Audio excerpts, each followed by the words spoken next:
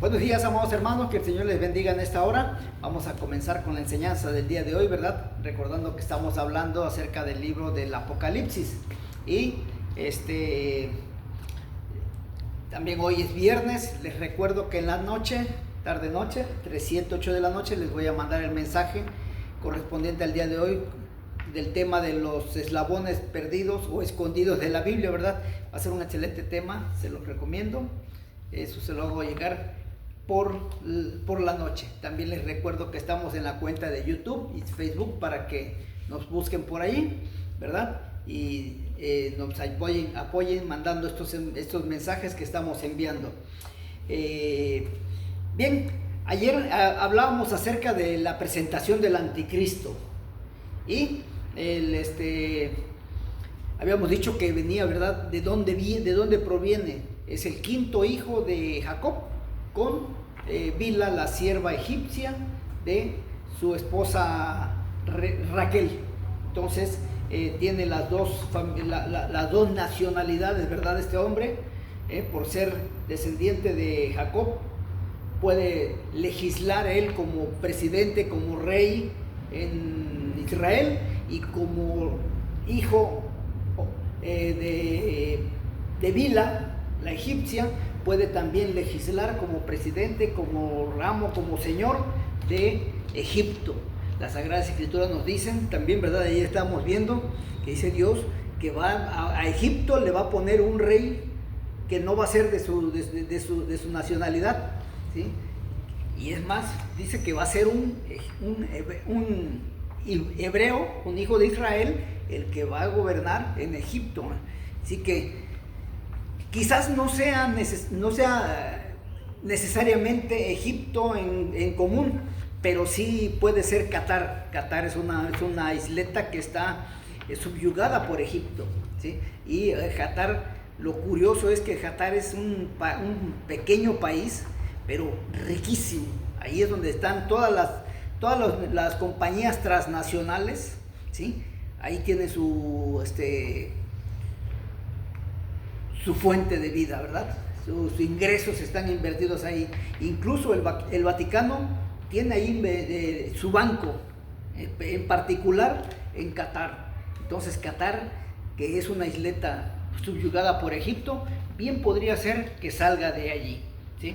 Pero es una posibilidad, ¿eh? No crean que vayan a decir, Juan Carlos dijo que sale de Egipto, no, de Qatar. Yo digo que puede salir de Qatar porque Qatar representa, de una otra manera es representado por Egipto, ¿sí? Pues bien, entonces veamos esta historia. Ya la habíamos hablado anteriormente con el libro de Daniel, lo habíamos hablado específicamente, pero dado el caso, el tema de la cita bíblica que estamos leyendo ahorita, también lo vamos a volver a repetir, ¿sí? Para que si ustedes me dicen, oye, es lo mismo de Daniel, para que vean que Daniel tiene mucha similitud con el libro del Apocalipsis. Antes de que el anticristo se hiciera presente en la tierra, Israel estaba protegido primero, durante mucho tiempo, por los británicos, hasta que Israel pasó por el holocausto creado por Adolfo Hitler, cuando mató a 6 millones de judíos en sus campos de concentración. A la muerte de Hitler, los representantes de las Naciones Unidas descubrieron este aterrador cuadro y Dios movió sus corazones para que ellos, en condolencia hacia la nación judía, les autorizaran que regresara a su tierra y se volvieran una nación ante el mundo entero. Y cuando Israel se hizo nación sobre la tierra en el año de 1948, a partir de ese tiempo ya no los británicos los tomaron, sino ahora fueron los norteamericanos. Se encargaron de protegerlos y lo harán hasta que se presente el hombre inicuo. Por eso es que Donald Trump protege mucho a Israel, defiende mucho a Israel.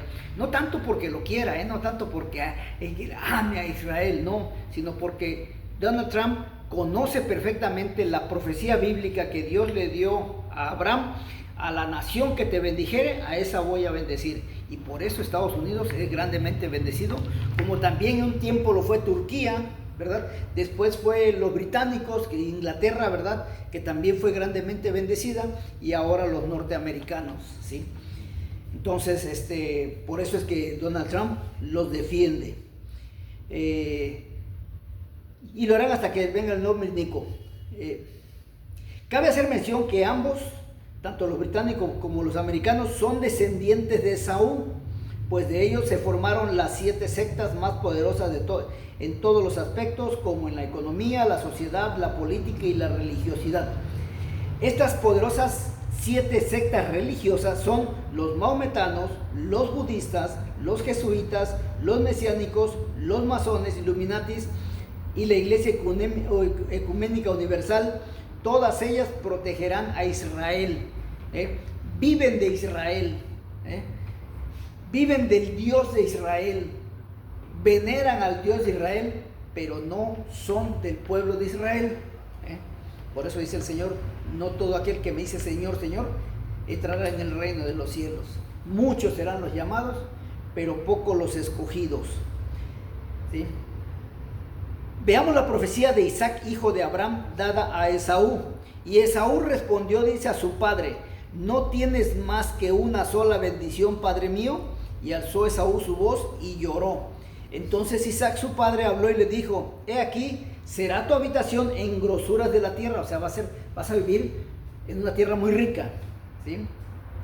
Y del rocío de los cielos de arriba, y por tu espada mucho vivirás. Hay que poner mucha atención a esto. Y a tu hermano servirás. Esto lo tenemos, o sea, lo protegerás. Esto lo tenemos registrado en el libro de Génesis, en su capítulo 27, versículos del 38 al 40. Recordamos la historia de Esaú con Jacob, ¿verdad? Y el mayor tenía que servir al menor. Hoy en día, ¿quién es el mayor en esta ocasión? ¿Sí? El mayor, para que vean cómo la compaginación de las Sagradas Escrituras, el hermano mayor es ahorita lo que es Irán, porque Irán son y también descendientes de Esaú, ¿sí? Son los descendientes de Esaú.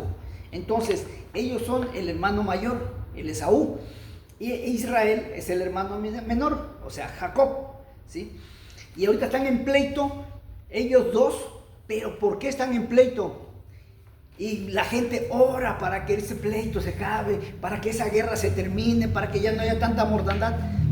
No sean tontos, cristianos y no cristianos, teólogos y no teólogos, pastores y no pastores, no sean tontos, porque ellos dos venían peleando desde el vientre de su madre, desde el vientre de Rebeca, ellos dos venían peleando. ¿Qué no acaso Dios le dijo a Rebeca? Rebeca le dice a Dios: ¿qué es lo que pasa en mi vientre? Siento una revolución dentro de él. Dice: es que son dos naciones, no dice dos personajes, dos naciones poderosísimas son las que hay en tu vientre, y van a estar siempre peleando uno al otro, pero el mayor servirá al menor. Desde esa época vienen, entonces ahorita vienen de payasos a estar diciendo inútiles, ¿sí? Ignorantes, vamos a orar por la paz para que ya no se estén peleando. Si se venían peleando desde el vientre de su madre, aprendan lo que dice las Sagradas Escrituras, no sean inútiles, ¿sí? A la llegada del poder del anticristo, ahora él hará un pacto con los judíos para protegerlos. La guerra no se va a terminar, va a continuar, porque hasta que venga el gran Armagedón. Así que dejen de perder el tiempo orando porque se termine esa guerra y mejor preocúpense por cuidar su alma, que es la más importante. Ahorita también hay antes de continuar, hay un pleito ahorita entre Donald Trump con el Papa. Donald Trump dice que el Papa no tiene el valor suficiente para afrontar una guerra. ¿Saben qué? Nunca la ha tenido. El Papa nunca ha tenido un valor para hacer frente, para calmar una guerra. Tiene el valor, tiene la posibilidad de crearlas, pero no de calmarlas, ¿sí? Ese es. Y si me dicen, es que está equivocado, ahí tenemos la imagen de Daniel con Nabucodonosor. Estamos en la época del Papa ahorita, con los pies de barro y de hierro. En parte va a ser fuerte y en parte va a ser débil. Por eso es que Donald Trump no es nada tonto. Aquellos que dicen que Donald Trump está loco, algunos dicen que está idiota, no es cierto. Tiene toda la razón, porque dice, no tienes el valor civil para poder calmar una guerra, no lo tienes, y es cierto, no lo tiene. El Papa no tiene tiene el poder. Fíjense bien lo que les voy a decir. El Papa tiene todo el poder del mundo para calmar la guerra. Pero ¿saben qué? No tiene el valor. Y eso es lo que le dice Donald Trump. No tienes valor, tienes miedo, te intimidas. Lo tenemos registrado en las Sagradas Escrituras. No crean que se lo estoy diciendo porque yo, Juan Carlos Muñoz, soy partidario de Donald Trump. No, yo soy partidario de lo que dice la Sagrada Escritura. Y la Sagrada Escritura dice que en esta época el cuarto reino mundial va a ser de barro y de hierro. En partes fuerte, en partes débil. ¿Sí? Y por eso es que Donald Trump toma esa postura de decir: tienes todo el poder del mundo, Papa. Quien esté en función. Hoy le toca a este hombre, ¿sí? Pero como le pudo también tocar al otro, el anterior también estaba en esa misma condición, Juan Pablo también estaba en esa misma condición, Ratzinger también estaba en esa misma condición. Tienen todo el poder del mundo, pero no tienen las agallas ni el valor para poder llevar a cabo ese poder que tienen, ¿sí? Entonces Donald Trump tiene razón. Corrobórenlo, Daniel capítulo 2 y capítulo 11. Véanlo y de ahí entonces entenderán una y otra cosa. Bueno, continuamos con lo del anticristo. A la llegada del poder del anticristo, ahora él hará un pacto con los judíos para protegerlos, pero resultará inexplicable. Ya habíamos hablado de que él va a querer legislar en ese templo. Él va a querer llevar a cabo el servicio religioso en ese tiempo, ¿sí? Pero ahora vemos que este hombre inicuo y de pecado tiene la facultad de pactar. Ya lo vimos, que puede serlo porque tiene las dos nacionalidades. La judía por parte de su padre Jacob y la de Egipto por parte de su madre Bila. Ya vimos la genealogía, ¿verdad? También de sus padres, en lo que lo consideran. Ya vimos al Papa, ¿verdad? Que es el antecesor de él es el que le va a entregar todo el poder, ese Papa que tiene todo el poder para hacer lo que él se le pegue en gana, pero no tiene el valor. Perdón por lo que le voy a decir, por si se enoja, ni modo, porque así la dice la Biblia, cobarde. Trump dice miedoso, yo te digo cobarde, porque tienes todo el poder para hacerlo, pero no tienes el valor para llevarlo a cabo, ¿sí?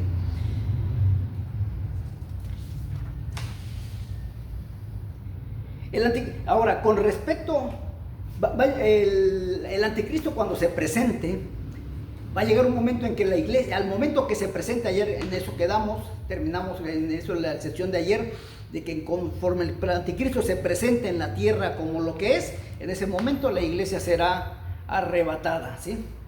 El anticristo, al darse cuenta que solo la verdadera iglesia de Cristo y el Espíritu Santo ya no están en la tierra, se enojará y blasfemará. Habrá blasfemias contra el Dios del cielo y de la tierra, pues su principal objetivo era cumplir el anhelado deseo de Satanás de destruir la iglesia de Cristo. Lo intentó matando a Jesús, lo intentó dispersando a los judíos de Cristo por todo el mundo, lo intentó uniendo a la iglesia de Cristo con la iglesia del Estado, que es la católica universal apóstata romana, con el emperador Constantino.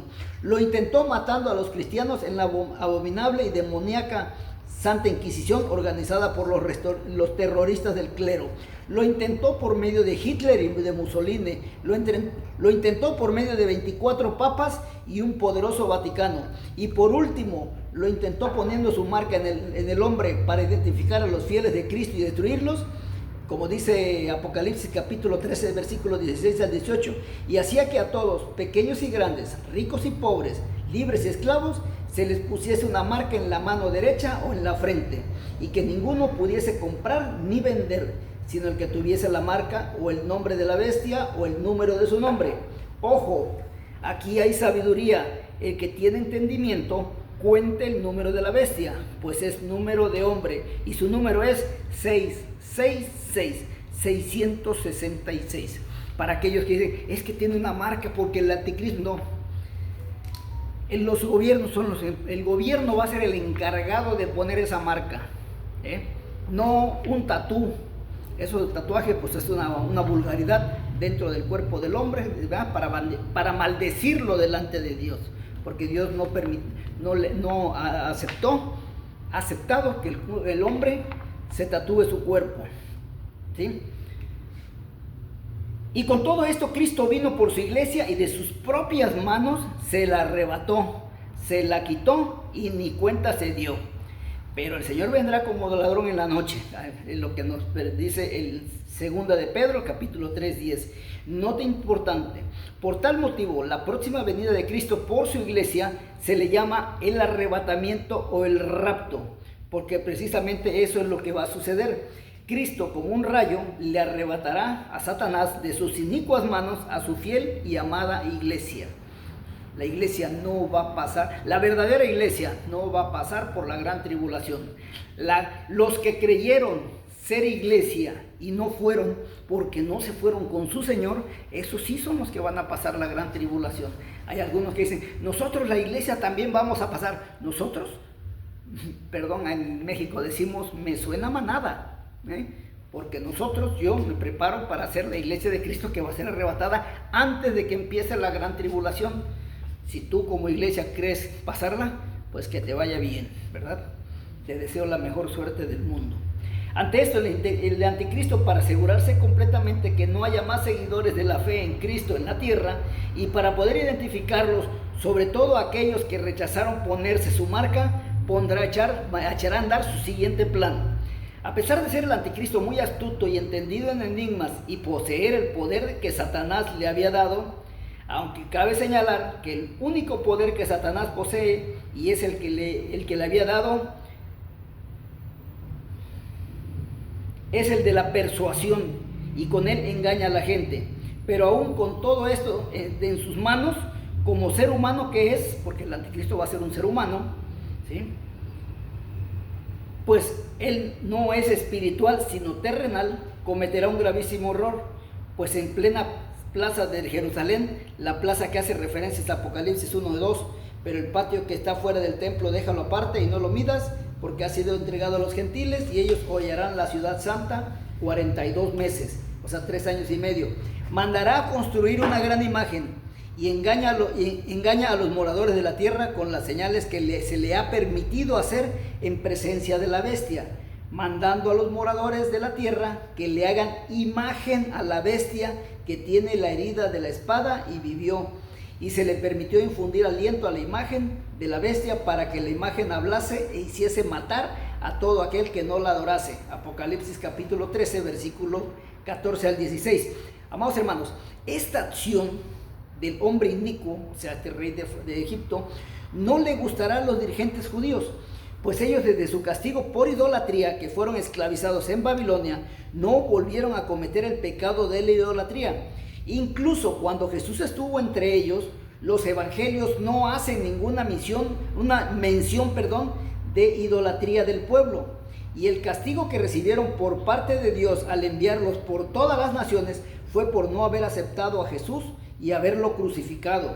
Por tal motivo, los dirigentes judíos no estarán de acuerdo y se negarán a aceptarla y menos postrarse ante ellos. O sea, no van a aceptar que el anticristo, o sea, este hombre abominable, haga una imagen y todos se tienen que postrar. No lo van a aceptar, tal y como lo hicieron aquellos jóvenes hebreos que se negaron a postrarse ante la imagen de Nabucodonosor, descrito en Daniel 3:12, que dice: hay unos varones judíos, los cuales pusiste sobre los negocios de la provincia de Babilonia, Sadrach, Mesach y Abednego.